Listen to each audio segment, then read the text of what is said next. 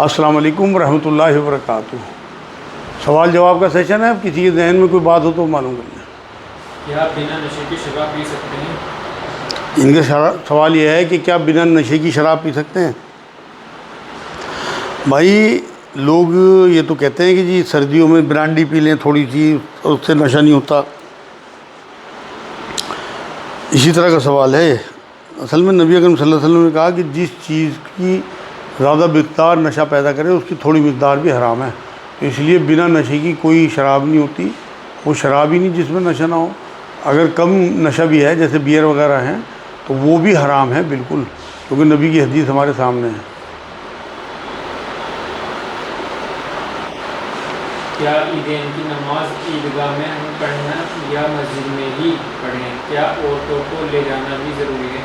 ان کا سوال ہے عیدین کی نماز عیدگاہ میں پڑھیں یا مسجد میں ہی پڑھ سکتے ہیں؟ بھائی مسجد میں پڑھنے کی اجازت ہے، جو آج کے حالات ہیں، جتنی بھیڑ بڑھ گئی، عیدگاہیں چھوٹی پڑ گئیں، پبلک زیادہ ہو گئی، لیکن اگر آپ عیدگاہ میں پڑھتے ہیں تو اس کی بڑی فضیلت ہے۔ نبی اکرم صلی اللہ علیہ وسلم نے عورتوں کو بھی لے جانے کا حکم دیا، یہاں تک تو کہا کہ اگر عورتیں حیض سے ہوں تو انہیں ساتھ لے کے جاؤ، چاہے وہ بیٹھی ہوئی دعائیں کرتی رہیں، لیکن لے کے جاؤ انہیں عیدگاہ۔ اور عیدگاہ میں جانے کی جو رسول اللہ صلی اللہ علیہ وسلم نے تلقین فرمائی، اس کی وہی بات ہے کہ جو اور لوگ ہوتے ہیں ان پہ بڑی اس بات کا اثر ہوتا ہے، اسلام کی ہیبت کا بڑا معاملہ ہے یہ۔ تو سال میں 2 نمازیں آتی ہیں، تو اگر عیدگاہ میں آپ پڑھیں گے تو انشاءاللہ ان کی فضیلت، ان کی برکت اور سنت ادا ہوگی۔ نبی اکرم صلی اللہ علیہ وسلم عیدگاہ میں ہی نماز ادا کرتے تھے عیدین کی۔ کیا حضور صلی اللہ علیہ وسلم فرض نماز کے بعد دعا نہیں کرتے تھے؟ ان کا سوال ہے کیا حضور فرض نمازوں کے بعد دعا نہیں کرتے تھے؟ بھائی ہاتھ اٹھا کے تو دعا نہیں کرتے تھے، جس طرح سے ہمارے یہاں معاشرے میں دیکھا جاتا ہے کہ لوگ نماز کے بعد جو ہے اجتماعی دعا کرتے ہیں، یہ تو سنت طریقہ نہیں ہے۔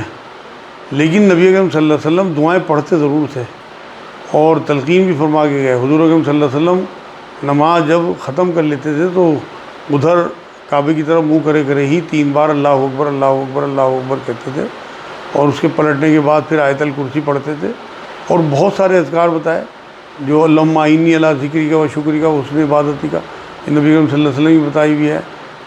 تینوں کل بعد والے پڑھنا، آیت الکرسی پڑھنا، یہ ساری چیزیں جو ہیں بعد میں دعاؤں کی شکل میں نبی اکرم صلی اللہ علیہ وسلم پڑھتے تھے۔ بہت سارے اذکار ہیں جو سنت ہیں، لیکن دعا کرنا حضور اکرم صلی اللہ علیہ وسلم سے ثابت نہیں ہے اور منع بھی نہیں ہے۔ تو اس لیے کوئی اگر دعا کرتا ہے تو اسے برا بھی نہ سمجھا جائے، لیکن اگر کوئی اسے لازم سمجھنے لگے تو یہ بدعت بن جائے گی۔ اگر کوئی بنا دعا کے اٹھ کے جاتا ہے تو آپ اسے ہی برا نہ سمجھیں، وہ جو ہے وہ بھی ٹھیک ہے، اور جو دعا کر رہا ہے اس میں بھی کوئی حرج نہیں ہے۔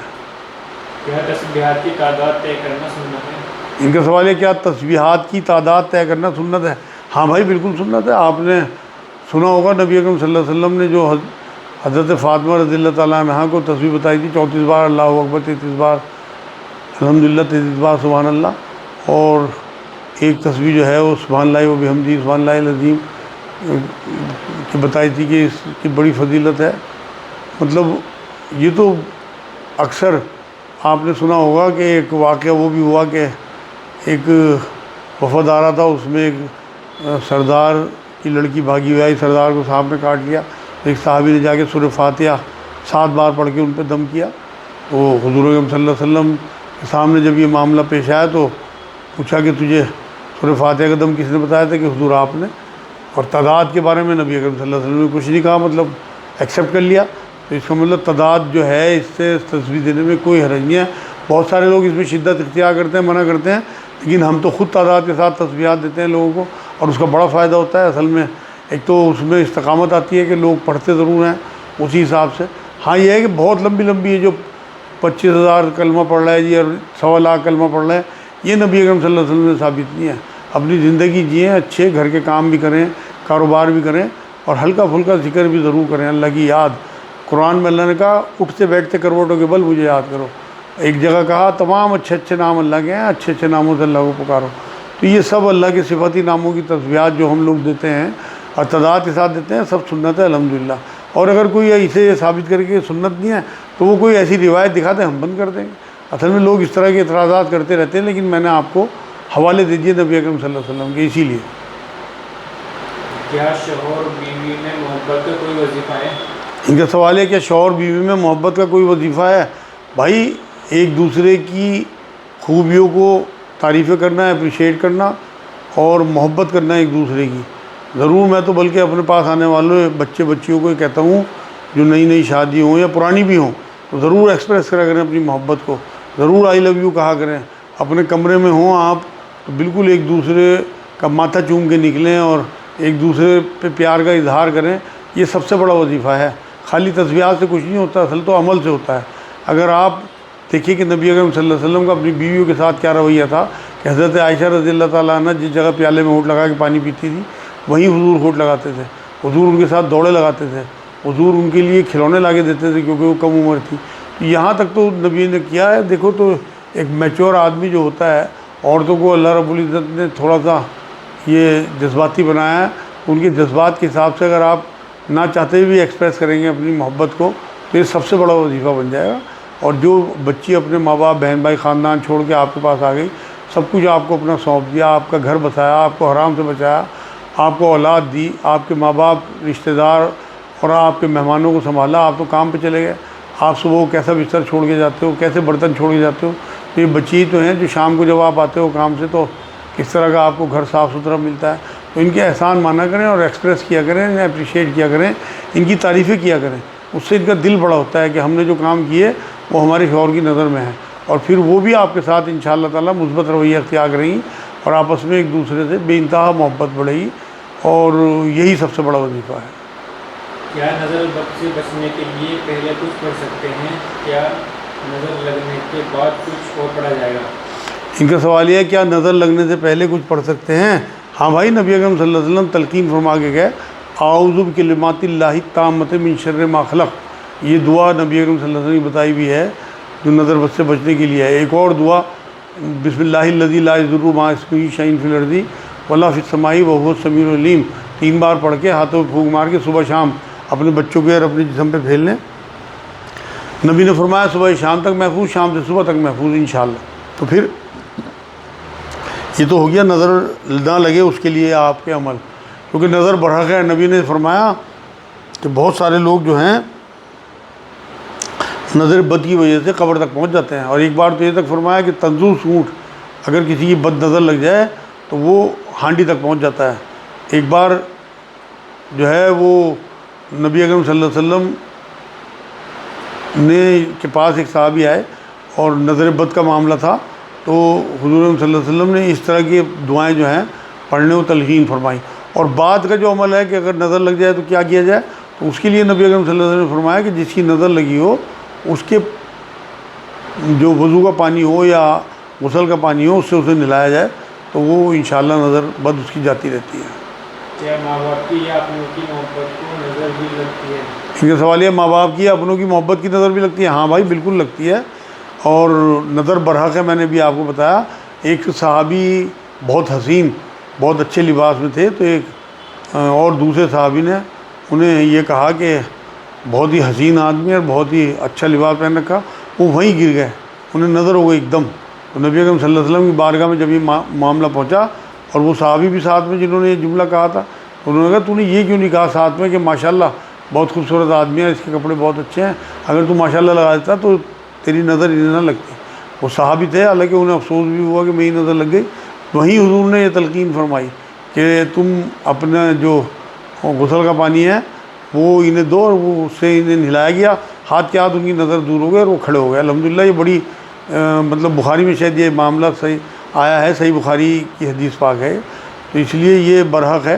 اگر کوئی ایسا ہو آدمی کہ جو آپ جسے نہیں جانتے، مان لو کسی ماں باپ کی نظر لگی ہو تو اسے غسل کے پانی سے نلوا دیں بچے کو، اور اگر کسی غیر آدمی کی لگی ہو تو اس کے وضو کے پانی سے بھی اگر آپ اسے غسل دے دیں گے تو انشاءاللہ اس کی نظر بد جاتی رہے گی۔ اس کے بعد پھر پاک پانی سے بھی اسے غسل دے دیں۔ اگر محبت کو نظر لگ جائے تو کیا کریں؟ اگر محبت کی نظر لگ جائے تو کیا کریں؟ میں نے بتایا تو آپ کو، اگر محبت کی نظر لگے تو پھر اس آدمی کے غسل کے پانی سے اسے نہلایا جائے، اور ہمیشہ جب بھی کسی کی تعریف کریں، کسی کی مکان کی، کسی کی گاڑی کی، کسی کی صحت کی، کسی کی خوبصورتی کی، تو ماشاءاللہ ضرور لگائیں۔ نبی اکرم صلی اللہ علیہ وسلم تلقین فرما کے گئے، تو پھر انشاءاللہ تعالیٰ نظر بد نہیں لگے گی۔ قربانی مجھے پیسے کا ضائع لگتا ہے، کیا کروں؟ ان کا سوال یہ ہے قربانی جو ہوتی ہے بقرعید پہ یا حج پہ وہ انہیں پیسے کا ضائع لگتا ہے، کیا کرنا چاہیے؟ بھائی آپ کو اعوذ باللہ من الشیطان الرجیم پڑھنا چاہیے، یہ اللہ کا حکم ہے۔ جس طرح سے آپ اپنے ماں باپ، اپنے رشتہ داروں کے کہنے پہ بہت سارے کام کرتے ہو، اپنی محبت کا اظہار کرتے ہو، نا ضرورت میں بھی چیزیں انہیں لا کے دیتے ہو، اپنے بچوں کے لیے آپ ایسی ایسی چیزیں خرید کے لاتے ہو جن کی گھر میں کوئی ضرورت نہیں ہوتی، اسی طرح سے اللہ یہ دیکھنا چاہتا ہے کہ انہیں میرے سے ہی محبت ہے نہیں، یہ میرا بھی حکم مانتے ہیں نہیں، باقی تو آپ سارا سال خرچ کرتے رہتے ہو۔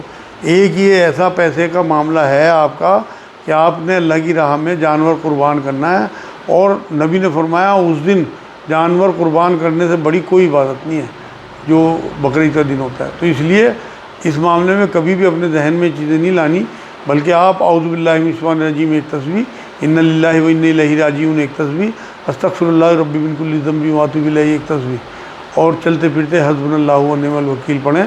انشاءاللہ اللہ پاک آپ کے دل سے یہ چیزیں نکال دے گا بالکل۔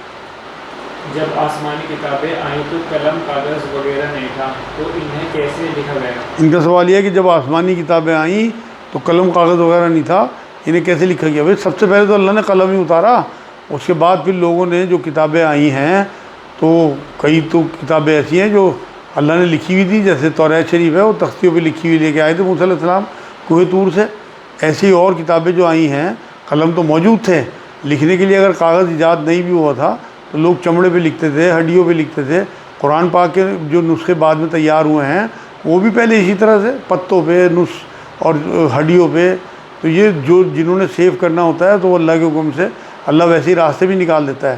تو اسی طرح سے کلام پاک جب اکٹھا کیا گیا تو یہ سب یہ چیزیں صحابہ کرام کے پاس موجود تھی، جن پہ جو آیتیں لکھی ہوئی تھیں، انہیں پھر اللہ کے رسول صلی اللہ علیہ وسلم کے حکم سے ترتیب دی گئی۔ جو ترتیب آج ہمارے ہاتھ میں ہے کلام پاک کی، یہ وہی ترتیب ہے جو لوح محفوظ میں بھی ہے۔ تو یہ سب انتظام لکھنے کا اللہ رب العزت نے پہلے سے کر رکھا تھا۔ کیا پہلے کی آسمانی کتابوں میں حضور صلی اللہ علیہ وسلم کے آنے کی پیشن گوئی موجود ہے؟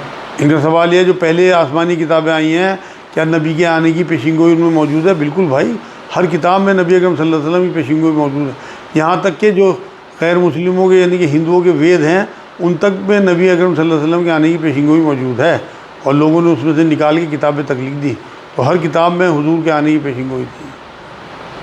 موسیٰ علیہ السلام نے ملک الموت کو غصہ کیوں مارا تھا؟ ہاں، یہ بھی بخاری کا بہت مشہور واقعہ ہے کہ ملک الموت جو ہے، جو عزرائیل علیہ السلام جب موسیٰ علیہ السلام کے پاس پہنچے اور پوچھا کہ بھائی آپ کیوں آئے، تو انہوں نے میں آپ کی روح قبض کرنے آیا، تو انہوں نے ایک جھاپڑ انہیں دیا اور ان کی آنکھ باہر نکل گئی۔ تو وہ پھر ملک الموت علیہ السلام اللہ کی حضور پیش ہوئے اور جا کے شکایت کی، اللہ آپ نے مجھے ایسے شخص کے پاس بھیج دیا جو بھی مرنا نہیں چاہتا۔ تو اللہ رب العزت نے کہا تم ان کے پاس دوبارہ جاؤ اور ان سے کہو کہ ایک بیل کے پیٹھ پہ ہاتھ پھیریں، اس کے اوپر جتنے بال ہوں گے اتنی تمہاری عمر جو ہے وہ بڑھا دی جائے گی۔ تو انہوں نے جا کے انہیں بتا دیا، تو انہوں نے پھر پوچھا کہ بھائی اس کے بعد وہ جو عمر میری بڑھ جائے گی اس کے بعد پھر کیا ہوگا؟ تو اللہ کی طرف سے پھر آواز آئی کہ اس کے بعد پھر موت، کہ اگر پھر اس کے بعد بھی موت ہی ہے تو بس میں چلنے کو تیار ہوں۔ تو وہاں وہ جو انہوں نے بتایا کہ آپ کو اس کے بعد بھی مرنا ہی ہے، تو پھر انہوں نے جب بعد میں ہی مرنا ہے تو پھر ابھی صحیح، تو پھر اس کے بعد وہ ملک الموت کے ساتھ اپنی روح قبض کرنے کی اجازت کے ساتھ چلے گئے۔ کیا جبرائیل علیہ السلام اب بھی زمین پر آتے ہیں؟ ان کا سوال ہے کہ جبرائیل علیہ السلام اب بھی زمین پر آتے ہیں؟ بالکل بھائی، رمضان میں جو لیلۃ القدر ہے اس میں اللہ نے یہی بات کہی کہ جبرائیل علیہ السلام جو ہے وہ پورے سال کے جو امر ہیں، اللہ کے حکم ہیں، انہیں لے کے فرشتوں کے ساتھ اترتے ہیں۔ تو یہ تو قرآن کی آیت ہے، اس سے ہی نص ثابت ہے اس بات کی۔ اور ویسے بھی ایک روایت میں بات ملتی ہے کہ جب کوئی مومن کا انتقال ہوتا ہے، وہ باوضو بھی ہوتا ہے، طہارت بھی حاصل کی ہوتا ہے، تب بھی جبرائیل علیہ السلام جو ہے وہ آتے ہیں اس کی۔ کیا مرنے کے بعد 40 دن تک روح گھر میں آتی رہتی ہے؟ ان کا سوال یہ ہے کیا 40 دن تک مرنے کے بعد بھی انسان کی روح اپنے گھر میں آتی رہتی ہے؟ نہیں بھائی، کوئی روایت سے ثابت نہیں ہے۔ قرآن میں تو سورہ مومنون آیت 100 میں اللہ نے کہا کہ جو ایک بار چلا گیا پھر وہ واپس نہیں آتا، وہ عالم برزخ میں چلا گیا۔ اس طرح سے اگر روحیں گھروں میں گھومنے لگی تو پھر جو زندہ لوگ ہیں انہی کی روح جو ہے وہ عالم برزخ میں نظر آئے گی۔ اس لیے اس طرح کوئی معاملہ نہیں ہے کہ روحیں اس طرح سے گھروں میں گھومے 40 دن تک۔ کیا آئی برو بنانے کا کہیں کوئی جائز ہو سکتی ہے؟ ان کا سوال ہے آئی برو بنانے کی کہیں کوئی اجازت ہو سکتی ہے؟ بالکل کوئی اجازت نہیں ہے بھائی، صرف ایک اجازت تو ہے شریعت میں کہ اگر کسی عورت کا مرد ظالم ہو اور وہ اس سے بدصورت لگتی ہو، اتنے زیادہ بال ہوں، تو اسے اجازت ہے اپنے مرد کے ظلم سے بچنے کے لیے، ورنہ نبی اکرم صلی اللہ علیہ وسلم نے آئی برو بنانے والی عورت پہ لعنت بھیجی ہے، اور جس عورت پہ لعنت نبی اکرم صلی اللہ علیہ وسلم بھیج دیں اس کی آخرت کیا بنے گی دیکھ لو آپ۔ اس لیے میری بہنوں، اپنی خوبصورتی جو ہے اسے سادہ رکھو اور جنت کے لیے تیار کرو اپنے آپ کو، نہ کہ دنیا میں لوگوں کو دکھانے کے لیے، کیونکہ اصل میں تو ہمیں خوشنودی اللہ اس کے رسول کی چاہیے، نہ کہ دنیا والوں کی۔ ایک حدیث یہ ملتی ہے، نبی نے بات فرمائی کہ جس نے لوگوں کو خوش کرنے کے لیے اللہ کو ناراض کرا تو اللہ تو ناراض ہو گئی، لوگوں کے دلوں سے بھی اس کی محبت ہٹا دے گا، اور جس نے اللہ کو خوش کرنے کے لیے لوگوں کو ناراض کیا تو اللہ تو خوش ہو گئی، لوگوں کے دلوں میں بھی اس کی محبت بھر دے گا۔ تو آپ اپنے اللہ اس کے رسول کی بات مانیں، نہ کہ دنیا میں لوگوں کو خوش کرنے کی کوشش کریں۔ میں اسکول میں جاب کرتی ہوں، ہندو شاگرد بچے آ کر پیر چھوتے ہیں، کیا یہ گناہ ہے؟ ان کا سوال یہ ہے، یہ کسی اسکول میں جاب کرتی ہیں، آگے ہندو بچے جو ہے وہ اپنے سب استادوں کے پیر چھوتے ہیں، ان کے بھی چھوتے ہیں، کیا یہ گناہ ہے؟ بھائی اگر آپ کے دل میں انٹینشن ہے کہ یہ میرے پیر چھوئیں، پھر تو یہ گناہ ہو جائے گا، اپنی تعظیم کرانا، یہ تو ٹھیک نہیں ہے۔ لیکن اگر ان کے روٹین میں ہے اور آپ نے اگر انہیں منع کیا تو غلط امپریشن جائے گا اسلام کا بھی، تو میرے نزدیک اس میں کوئی حرج نہیں ہے اگر آپ انہیں اجازت دیتی ہیں، لیکن آپ کے دل میں شوق نہیں ہونا چاہیے کہ لوگ آ کے میرے پیر چھوئیں۔ کیا عیسائی عورت کو بھی نکاح کے لیے ولی کی ضرورت ہے؟ ان کا سوال یہ ہے، کیا عیسائی عورت کو بھی ولی کی ضرورت ہے؟ ان کے ولی تو ہوتے نہیں، ان کے ہاں تو سسٹم جو جن ملکوں کی آپ بات کر رہے ہیں وہاں تو یہ نظام ہی ختم ہو چکا، خاندانی نظام، تو اس لیے ماں باپ کے ساتھ ہی نہیں ہوتے بچے، تو خود مختار ہوتی ہیں عورتیں۔ تو یہ تو وہاں جہاں آپ نکاح پڑھائیں گے ان مولوی صاحب کو ولی بنا دیا جائے، دو گواہ کر لیے جائیں اور ایک مجمع کے بیچ میں نکاح ہو، تو میرے نزدیک کوئی حرج نہیں، کیونکہ وہ خود مختار ہیں، بس حرام سے بچیں، زنا سے بچیں، بالکل نکاح کر لیا کریں، کوئی حرج نہیں میرے نزدیک۔ کیا حج سے آ کر غیر مسلموں کو زمزم کھجور دینا ٹھیک ہے؟ ان کا سوال یہ ہے، کیا حج سے آنے کے بعد غیر مسلم یا عمرے سے آنے کے بعد غیر مسلموں کو کھجور اور زمزم دے سکتے ہیں؟ بالکل دینا چاہیے۔ آپ یہ دیکھیں کہ اگر آپ محبت سے اور اخلاق سے ان کے ساتھ پیش آئیں گے تو تالیف قلب میں آئے گا، تو یہ پھر اسلام کی طرف مائل ہوں گے لوگ۔ اسلام اتنا پیارا مذہب ہے، آگے آپ تحفوں سے تو دلوں کی قدورت دور ہوتی ہے، اور یہ تو ایسا تحفہ ہے، اللہ کا بھیجا ہوا پانی اور مدینہ منورہ کی ہوا لگی ہوئی یا دھول لگی ہوئی کھجوریں، کتنے عظیم چیز آپ انہیں دے رہے ہیں، آپ تصور بھی نہیں کر سکتے۔ اور آپ کا یہ رویہ جو ہے پتہ نہیں ان کے دلوں سے کیسی نفرت دور کر دے، کیسی اسلام کی محبت پیدا کر دے۔ ایک چھوٹا سا واقعہ میں آپ کو بتاؤں کہ ایک مجوسی تھا، مجوسی انہیں کہتے ہیں جو آتش پرست ہوتے تھے، وہ ایک بار مدینہ آیا اور وہاں حضرت جعفر صادق رضی اللہ تعالیٰ عنہ جو نبی اکرم صلی اللہ علیہ وسلم کے نواسوں میں ہوتے تھے، ان کی باتیں سنی، ان کے درس میں بیٹھے، تو بڑا اثر ہوا اس آدمی کے پاس، تو وہ بہت دن مدینے میں رہا، ان کی جو مہمان نوازی تھی، ان کے جو لیکچر تھے وہ سننے کے بعد اس کا دل چاہا کہ میں اسلام میں آ جاؤں، تو بہت غضب مذہب ہے، تو اس نے ان سے کہا کہ جی مجھے کلمہ پڑھوا دو آپ۔ تو پھر وہ کافی دن وہاں رہنے کے بعد جب جانے لگا تو انہوں نے کہا بھائی کہاں جا رہے ہیں آپ؟ کہ جی فلاں ملک سے میں آیا تھا اور وہاں میری ماں رہتی ہے اور مجھے اس کے پاس جانا ہے۔ وہ بھی حالانکہ مجوسی تھی، تو انہوں نے کہا کہ جا کے اپنے ایمان کو چھپا لینا، اس کے سامنے نمازیں نہ پڑھنا۔ وہ 60-70 سال کی عورت ہے، ساری عمر اس کی اپنے مذہب میں گزری، اسے بڑی تکلیف ہوگی کہ میرا بچہ بدل گیا، لیکن اس کی خدمت بڑھا دینا، اب میرا کہنا ماننا، اس سے تمہیں بہت فائدہ ہوگا۔ تو انہوں نے جا کے اپنا ایمان چھپا کے رکھا، نمازیں چھپ چھپ کے پڑھتے تھے اور اپنی ماں کی خدمت بڑھا دی۔ تو ان کی ماں کو بڑا احساس ہوا، بہت دنوں کے بعد انہوں نے پوچھا کہ بیٹا کیا معاملہ ہے، تو ایسا نہیں تھا، تو بالکل بدل گیا، تیرے اخلاق میں بڑا فرق پڑ گیا۔